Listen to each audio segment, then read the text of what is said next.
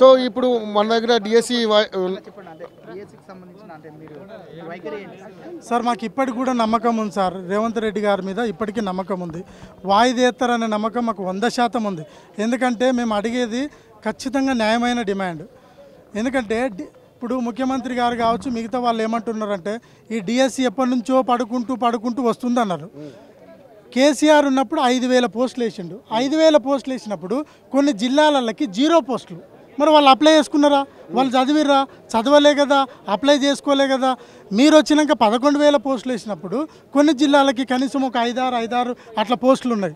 దానివల్ల ఏమైందంటే అందరు టెట్ రాసిర్రు, అందరు డిఎస్సి రాసిర్రు, అందరు టెట్ రాసిర్రు, అందరు టెట్ రాసిర్రు సార్, అందరు టెట్ రాసిర్రు, టెట్లో క్వాలిఫై అయ్యారు. మళ్ళీ తర్వాత మాకు ఫిబ్రవరి 29కి వచ్చింది సార్ డిఎస్సి నోటిఫికేషన్.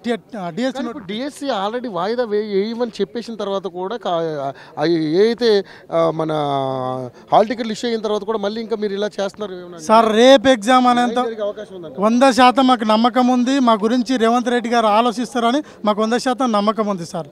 ఎందుకంటే రేపు ఎగ్జామ్ అనేంత వరకు కూడా వాయిదాలు పడ్డ రోజులు ఉన్నాయి. మాకు నమ్మకం ఉంది. నిజంగా ముఖ్యమంత్రి గారు మా గురించి ఒక్క నిమిషం ఆలోచిస్తే కళ్ళు మూసుకొని వాయిదేస్తారని. ఎందుకంటే ఆయనను మిస్గైడ్ చేసే వాళ్ళు ఉన్నారు.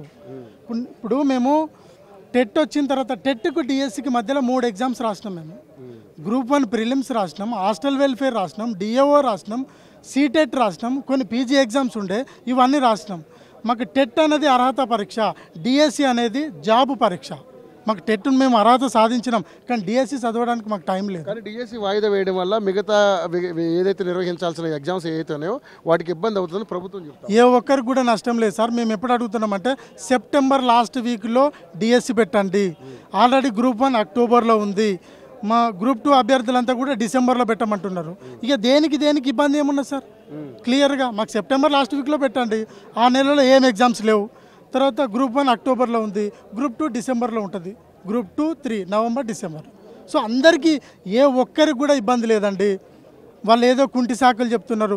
పిల్లలు ఆగమవుతున్నారు. 10 ఏళ్ళు ఆగం కాలేదా సార్? పిల్లలు స్కూళ్ళల్లో 10 ఏళ్ళు ఆగం కాలే. సరే ఓకే, మీ వర్షన్లోనే పిల్లలు ఆగమవుతారు అనుకుంటే గురుకులాల ఎగ్జామ్స్ అయిపోయి వాళ్ళకి నియామక పత్రాలు ఇచ్చి కొన్ని నెలలు అవుతుంది. మరి వాళ్ళని ఎందుకు పంపిస్తలేరు?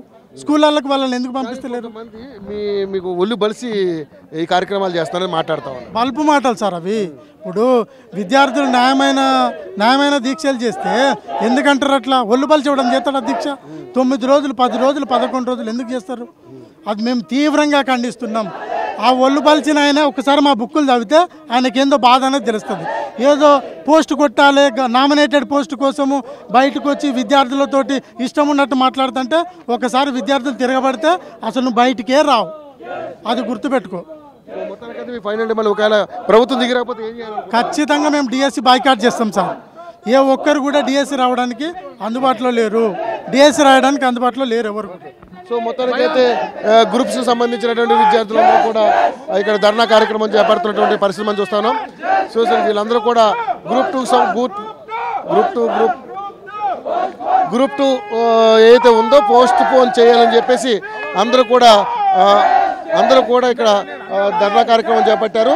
సో ఈ అశోక్ నగర్లో ఉన్నటువంటి లైబ్రరీ అంతా కూడా దద్దరిల్లిపోయినటువంటి పరిస్థితి మనం చూస్తూ ఉన్నాం. విద్యార్థులంతా కూడా గ్రూప్ 2ని, గ్రూప్ 3ని వాయిదా వేయాలి, పోస్టులు పెంచాలని చెప్పేసి నిరసన కార్యక్రమాలు చేపడతా ఉన్నారు. సో మనం చూస్తూ ఉన్నాం విజువల్స్లో అందరూ కూడా ఉద్యమ రూపంలో ర్యాలీగా బయటకు రావడం జరుగుతూ ఉంది. సో మనం ఎప్పుడైతే గవర్నమెంట్ ఏదైతే ఎప్పుడు కూడా వాళ్ళకి కూర్చుని ఒక చర్చా కార్యక్రమాలు కూడా చేపట్టలేనటువంటి పరిస్థితిలో ఉందని వాళ్ళు నిరసన కార్యక్రమం వ్యక్తం చేస్తూ ఉన్నారు. సో కావాలని గెలిపించుకున్న గవర్నమెంట్ ఈరోజు మమ్మల్ని ఉక్కుపాదంతో అణిచివేసే కార్యక్రమం చేస్తూ ఉన్నారు. మా ఏజులు పెరిగిపోతున్నాయి, మాకు జీవితంలో భవిష్యత్తులో ఉద్యోగం వస్తుందో రాదని ఒక డౌట్లోకి వెళ్ళిపోయి ఒక సైకలాజికల్గా మేము చాలా ఇబ్బంది పడే కార్యక్రమం ఉందని చెప్పేసి కూడా వాళ్ళు ఇబ్బంది పడుతున్నటువంటి అంశం. సో గ్రూప్ 2 పోస్టులు, గ్రూప్ 3 పోస్టులు అన్నీ కూడా వాయిదా వేయాలి, అలాగే పోస్టులు పెంచాలని చెప్పేసి కార్యక్రమాలు చేపడతా ఉన్నారు. మనం చూస్తూ ఉన్నాం విజువల్స్లో. Water studio.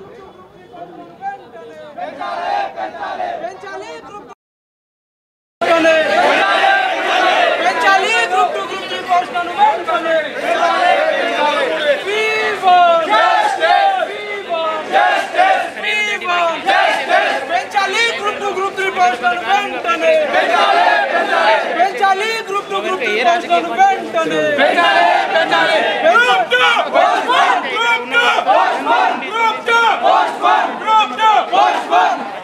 పెంచాలి గ్రూప్ 2 గ్రూప్ 3 పోస్టులను వెంటనే పెంచాలి గ్రూప్ 2 గ్రూప్ 3 పోస్టులను వెంటనే పెంచాలి గ్రూప్ 2 గ్రూప్ 3 పోస్టులను వెంటనే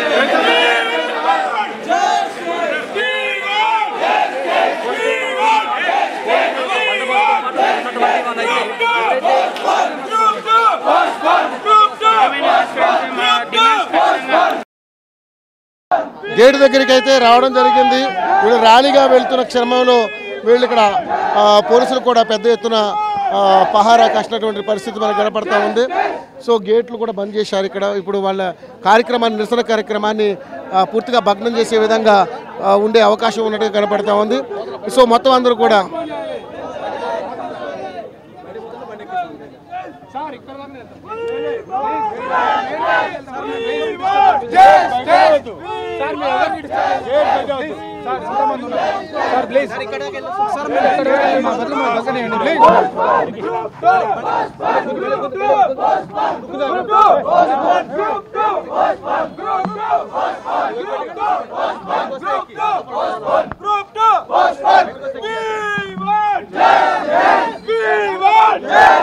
సో ర్యాలీగా వెళుతున్న క్రమంలో గేటు దాటితే అరెస్ట్ చేస్తామని పోలీసులు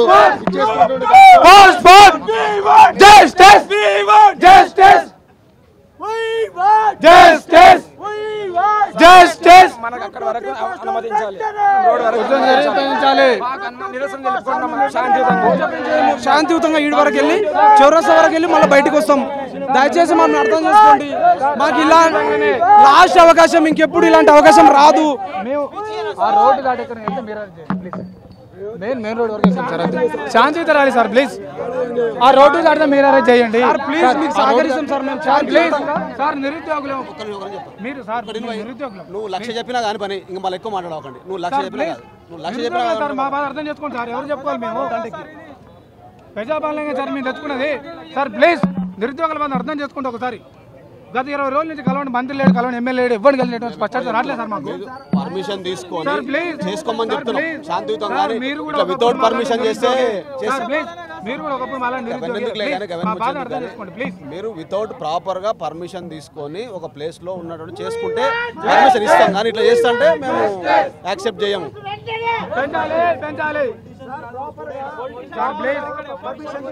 సార్ ఇక్కడ పొలిటీషియన్ కూడా ఎవరు రాదు సార్. సార్ మీరు కూడా చూసారు మొన్న అశోక్ నగర్ సిగ్నల్ దగ్గర పొలిటీషియన్ ఇస్తే మేమే స్వచ్ఛంగా వాళ్ళు పంపించారు. ఇది కేవలం నిరుద్యోగ సమస్య, నిరుద్యోగుల బాధ ప్రభుత్వం తెలవాలని చెప్పేసి కేవలం మేమే వచ్చినాం సార్. బయటికి ఎవరు రాలేదు. వేరే పార్టీ వాళ్ళని కూడా మేమే తరిమి కొట్టినాం. మీరు అవసరం లేదు రాబాయి, మీరు వస్తే మళ్ళీ మా నిరుద్యోగ సమస్య తీరారిపోతుందని చెప్పేసి మీరు కూడా చూసి సార్ నిన్న సార్. ప్లీజ్ మెయిన్ రోడ్ వరకు అంతే. మెయిన్ రోడ్ దాటితే మీరే చేయండి. నేను చెప్తున్నా కదా సార్ మీడియా ముఖంగా సార్, మీరు రికార్డ్ చేసుకోండి. మెయిన్ రోడ్ దాటితే మీరే చేసుకోండి. వైలేషన్ చేస్తే ఊరుకునేది లేదు. Without permission వైలేషనే.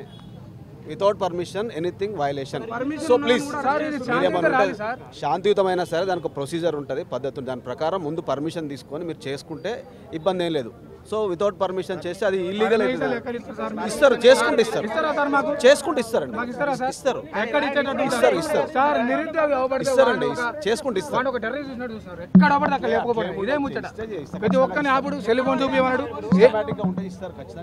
కాదు సార్, అసలు నిరుద్యోగి తిరిగేటట్టు లేదు సార్. అది మీరు అంతగానో భయపెట్టినారు. ఫస్ట్ నిరుద్యోగుల్ని ఒక్కడు కూడా బయటకు రాలేదు సార్. రోడ్ల మీద తిరగలేదు ఎవడు మీకు భయపడి. ఫస్ట్ కాదు సార్, ఎవరు పెడతాం వాళ్ళ ఆఫీస్ సెల్ చేయడం ఎంత చేయడం పిల్లలు భయపడుతున్నారు సార్. అసలు సార్ ప్లీజ్ ఫ్రెండ్లీ పోలీసింగ్ ఏదైనా sir. Sir please only road వరకు వెళ్ళి సార్ ఫ్రెండ్లీ పోలీసింగ్ ప్లీజ్. అదే చెప్తాను, ప్లీజ్ అర్థం చేసుకోండి సార్. మెయిన్ రోడ్ వరకే అంతే. ఎక్కడికి సార్ వెళ్తే మీరు అరెస్ట్ చేయండి. మీకు అవ్వట్లేదు కదా సార్. ఒకటి ఇక్కడ ఏ రాజ నాయకుడు కూడా లేడు. మీరు మేమే పెద్ద ఇది చేస్తున్నారు. డిస్కషన్ అలా ముందు పెట్టాలనుకుంటే స్టూడెంట్సే సార్. డిస్కషన్ వద్దు కాదు సార్, ఏ రాజకీయ నాయకుడు ఎవరు లేరు, కేవలం నిరుద్యోగులమే సార్. మీరు కూడా అర్థం చేసుకోకపోతే సార్ మా నిరుద్యోగుల బాధ ఎవరు చెప్పుకోవాలి సార్. 10 సంవత్సరాల నుంచి నిరుద్యోగంతో మగ్గిపోతున్నాం మేము. ఎవడు వచ్చినా వాడు సొంత ప్రయోజనాలు చూసుకొని వాడు పోవడం కానీ మా నిరుద్యోగుల నుంచి పట్టించుకుంటున్నా సార్. ఎవరన్నా ఒక క్లారిటీ ఉండదు, ఏముండదు. మాకు స్పష్టత అయిపోతే సార్ మాకు మాత్రమే ఉన్నా సరదానా సార్ రోడ్ల మీకు రావడానికి మాకు ఒక స్పష్టత అయిపోతుంది సార్ ఖచ్చితంగా అయితే అని చెప్పి కాదని చెప్పారు ఒక మాట 20 రోజులు తిరుగుతున్నాం సార్ కడుపు కట్టుకొని రోడ్ల మీద తింటున్నామో లేదో నిద్రపోతున్నామో లేదో మాకు తెలుసు సార్ ఆ పరిస్థితి మా బాధ చూడండి సార్ అక్కడ 5 రూపాయలు భోజనాలు చేసుకుంటే ఎంతమంది ఉంటారు ఎంతమంది నిరుద్యోగులు బాధపడుతున్నారు ఒకసారి సార్ అర్థం చేసుకోండి మెయిన్ రోడ్ వరకు వెళ్ళిస్తాం అంతే మేమే ఎటోలా డిస్పోజ్ అయిపోతాం సార్ నేను హామీ ఇస్తున్నాను మీకు మెయిన్ రోడ్ వరకు ఎటోలా డిస్పోజ్ అవుతాం సార్ నేను హామీ ఇస్తున్నాను మీకు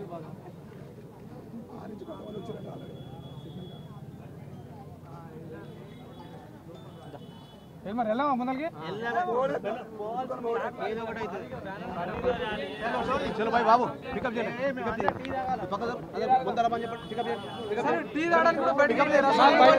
ప్రోగ్రామ్ వచ్చి అరెస్ట్ చేయండి సార్ విజువల్ తీసుకోండి పికప్ చేసుకోండి చలో తీసుకోండి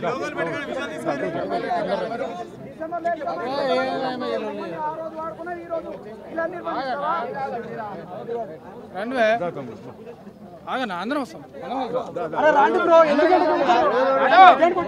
అర్థం కాదు